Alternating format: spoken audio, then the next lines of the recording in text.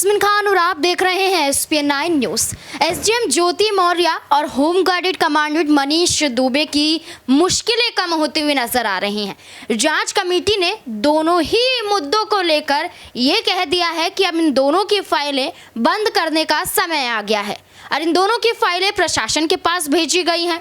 अब ऐसे में देखा जाए तो प्रशासन जो फैसला लेगा वो यहाँ पर आखिरी फैसला माना जाएगा।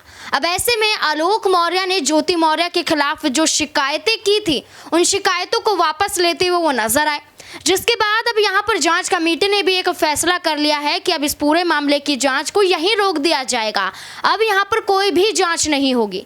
तो ऐसे में जो ख्याली पुलाव यहाँ पर ज्योति मौर्य और मनीष दुबे पकाते हुए नजर आ रहे थे वो कहीं ना कहीं अब पूरे होते हुए दिखाई दे रहे हैं, क्योंकि आलोक मौर्य ने ज्योति मौर्य के रास्ते आसान कर दिए, जांच कमेटी ने मनीष दुबे के रास्ते आसान कर दिए।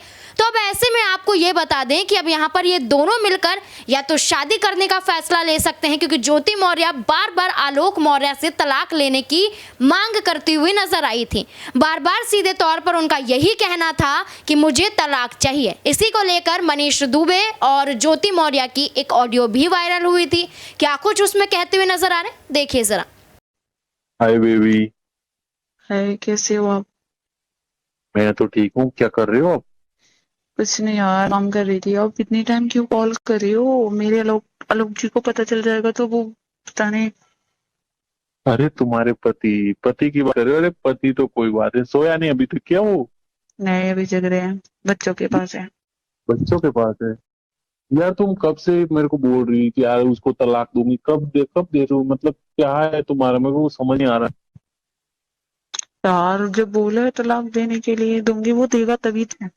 ना ही वो मुझे तलाक दे रहा है, सोशल मीडिया पे इतना ड्रामा कर दिया, इसको तो जी करा जान से मार दूं। क्या क्या नहीं वो करा, जाके झूठी कंप्लेंट भी करवाया कि दहेज के चक्कर में इन लोगों ने मुझे मारा पीटा और बोल रहे हैं तो पैसों के लिए। फिर भी वो पता नहीं कैसे बच जा रहा है। तो यार अब मेरी बात सुनो, मैं किसमें क्या हेल्प करना करूँ ये बताओ। मैं तो बस ये चाहता हूँ साथ में रहें और क्या तुम्हारा पति अलग हो जाए। क्या मैं ये चाहता हूँ कि हम दोनों साथ रहें और तुम्हारा पति अलग हो जाए, तो उसमें क्या हेल्प करो बताओ। क्या करना है यार? इसको अब माँ जान से मरवाना है, क्योंकि इसका तो कोई वो है नहीं। पता नहीं कब तक क्या करेगा क्या चलेगा। ये जान से मरेगा, खत्म खत्म कहानी होगी इसकी। बाकी तुम अपनी बात को कब तलाक दे रही हो? अच्छा तो क्या करें बताओ, क्या प्लान करें ये बताओ। कुछ सोचते हैं इसके ठिकाने लगाने का। अच्छा गाड़ी से कुचलवा दें? हाँ, और नहीं तो क्या, वो सुबह सुबह जॉब पे जाते हैं ना। हम्म। हाँ, या फिर शाम को जब आते हैं उस टाइम, दो ही टाइम है हमारे पास, इनको घर से बाहर निकलते हैं। अच्छा तुमने खाना खाया? अगर खाना नहीं खाया ना तो जहर है ना, जहर की दवाई थी, मार दो उसे। यार जहर मैं कैसे लेके आऊंगी? तू बताइए, तो मैं दुकान है, जहर देती भी नहीं है पहले पूरा उनको जानना है। हाँ, वो भी ऐसे जहर देंगे तो चूहा हुआ मार रही, उसे तो मरने वाला नहीं है वो। अच्छा अरे नहीं, मर जाएगा जब चूहे मारने की अगर दवा दोगे तो। अरे नहीं मरेगा वो, पता है मुझे। चूहे मारने से कोई कोई थोड़ी ना। Hi baby.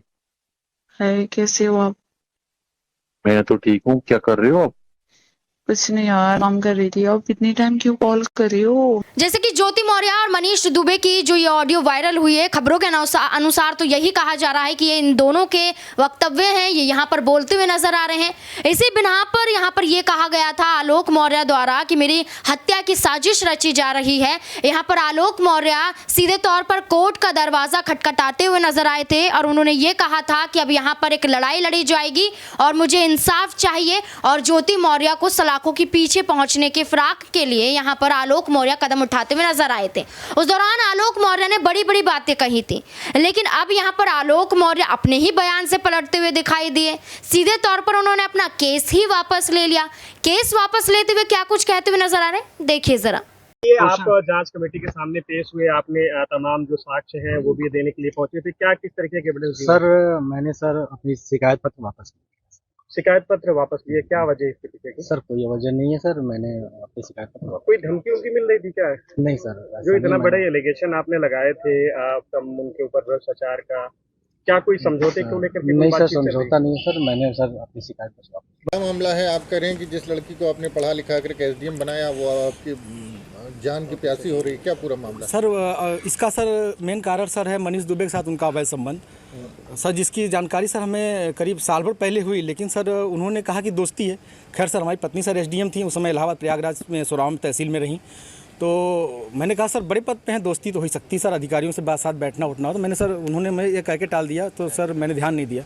सर इसकी भनक सर मुझे उसका ये जो शक था वो विश्वास सर 22 फरवरी को हुआ, जब मनीष दुबे गाजियाबाद से चलकर सर मेरे आवास एलनगंज स्थित सरकारी आवास पे आया और इनके साथ एक साथ कमरे में मैंने इनको देखा अवैध संबंध बनाते हुए। तब से सर ये मनीष दुबे और ज्योति मौर्य मेरे जान के पीछे पड़ गई हैं। कौन है, पूरी कहानी बताइए, क्या मामला है? सर 2010 में ज्योति मौर्य के साथ मेरी शादी हुई सर। मैं सर पंचायत राज विभाग में सर 2009 में सेलेक्ट हुआ प्रतापगढ़ में सर, वहीं पे नौकरी कर रहा हूँ सर। और 2010 में इनसे 19 नवंबर को मेरी शादी हुई और सर उसके बाद हमारे संबंध बहुत अच्छे रहीं। इन्होंने कहा मुझे पढ़ना है सर, मैं इनको पढ़ाने के लिए मैं इलाहाबाद लेके आया।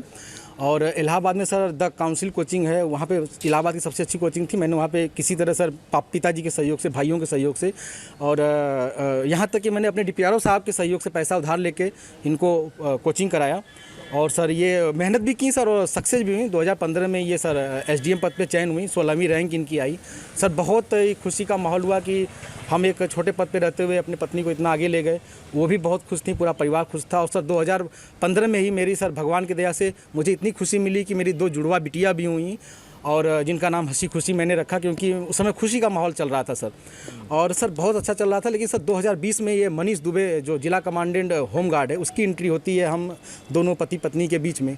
और सर घर इतनी तबाही पे पहुंच चुका है कि घर तो टूट ही रहा है, बच्चे तो दूर हो ही रहे हैं, पत्नी दूर हो ही रही है सर। यहाँ तक कि मैं मुकदमा भी मेरे ऊपर हो गया है और मेरी मौत की साजिश भी रची जा रही है।